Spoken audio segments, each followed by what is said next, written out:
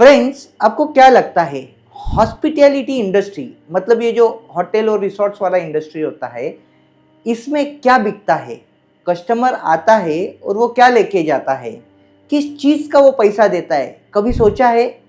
May be आपने नहीं सोचा रहेगा, पर मोहन सिंह ओबरॉय ने इसके बारे में बहुत गहराई से सोचा और इसी की वजह से आज उनका 10,000 करोड़ का एम्पायर खड़ा है।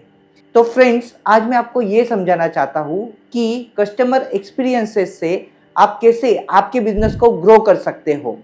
तो चलिए, ओबरॉय होटल्स के एग्जांपल के साथ में मैं आपको आज समझाता हूँ कि आपको कितना फोकस करना चाहिए अपने कस्टमर्स के एक्सपीरियंस पे, सो दैट आपका बिजनेस भी मिस्टर ओबरॉय के जैसे करोड़ों में ग्रो हो। मैं चाहता हूँ आप इस एग्जाम्पल को ध्यान से सुनिए, समझिए और इस जैसा कुछ इंटरेस्टिंग अपने बिजनेस में भी इम्प्लीमेंट कीजिए।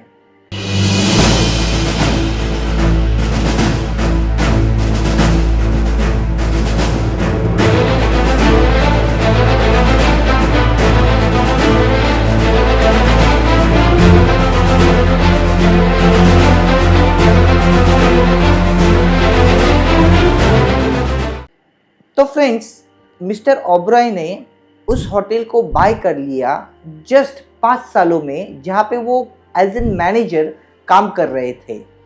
मिस्टर ओबरॉय जब भी कोई होटल बाय करते थे या बिल्ड करते थे, तो based on his set of instructions उस होटल को रिस्ट्रक्चर या डिज़ाइन किया जाता था। मिस्टर ओबरॉय को ये बात हमेशा पता थी कि दुनिया भर में लग्जरी पसंद करने वाले लोग, प्रीमियम कस्टमर्स, इंडियन राजा महाराजाओं के रहन सहन से काफ़ी प्रभावित थे और उनको हमेशा अच्छा लगता था उनके स्टाइल में रहने के लिए। तो मिस्टर ओबरॉय ने इस चीज़ को अपने होटल इंडस्ट्री में, अपने रिसोर्ट इंडस्ट्री में इम्प्लीमेंट किया था। पर ये इम्प्लीमेंट करना इतना स्ट्रेट था कि बस मतलब सोचा और कर दिया? नहीं, उन्होंने जब शुरू किया तो उन्होंने इस प्रॉब्लम को बहुत गहराई से एनालाइज किया। फिर वो काफ़ी राजा और महाराजाओं उनके पैलेसेस में जाके उनसे मिले और वहाँ पे ऑलरेडी एक अच्छा स्ट्रक्चर प्रेजेंस में था।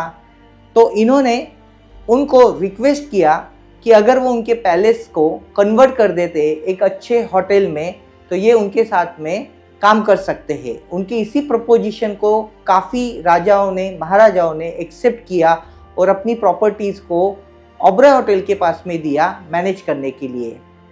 तो इसके वजह से जो उनके गेस्ट आने वाले, मतलब जो क्लाइंट्स बुक करके उनके पास में रहने वाले हैं, उनको वो एक्सपीरियंस करने का मौका मिला जो एक्सपीरियंस करने के लिए वो पैसा खर्चा करने के लिए रेडी थे या कॉस्ट पे करने के लिए रेडी थे।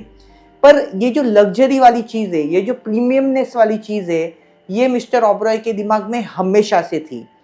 इसी एक्सपीरियंस को कंटिन्यू करने के लिए उन्होंने अपनी एक एयरलाइन कैटरिंग सर्विस भी ऑन की, उन्होंने अपनी एक ट्रैवल कंपनी भी डिज़ाइन की, उन्होंने इंडिया के आजू बाजू में जो प्रीमियम लोकेशन है वहाँ पे भी अपने होटल्स को ओपन किया ताकि उनके कस्टमर्स को सारे ऑप्शंस, सारे लग्जरी के ऑप्शंस मिले। अच्छा, एक और बड़ी इम्पॉर्टेंट चीज़ थी, मिस्टर ओबरॉय कभी भी कॉस्ट कटिंग पे यकीन नहीं रखते थे। वो हमेशा वैल्यू फॉर मनी या इस चीज़ पे फोकस करते थे कि वेस्टेज कैसे कम किया जाए। वो हमेशा इस बात को जानते थे, अगर उन्होंने कॉस्ट कटिंग पे फोकस किया तो इसका मतलब वो अपने कस्टमर के एक्सपीरियंसेस को कॉम्प्रोमाइज़ कर देंगे और वो कभी भी अपने कस्टमर्स के एक्सपीरियंसेस को कॉम्प्रोमाइज़ नहीं करना चाहते थे। फ्रेंड्स, उन्होंने हमेशा अपने होटल में जो प्रोडक्ट या सर्विस वो बेचते हैं उसकी हिस्ट्री हम उनके कस्टमर्स को समझाई।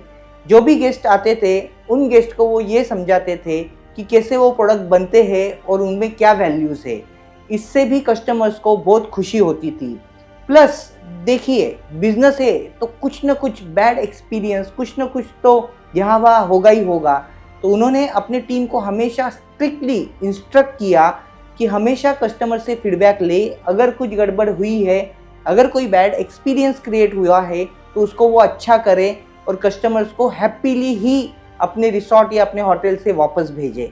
उनके इन्हीं एफर्ट्स के वजह से ओबरॉय होटल्स 10,000 करोड़ की वैल्यूएशन की कंपनी बन गई और वो अभी भी बहुत अच्छे तरीके से ग्रो कर रही है। तो फ्रेंड्स, मैं चाहता हूँ कि आप मिस्टर ओबरॉय जैसा सोचें और अपने बिजनेस में भी अपने कस्टमर्स को इन्हीं के जैसे किंग जैसे ट्रीटमेंट दे और अपने बिजनेस को ग्रो करे।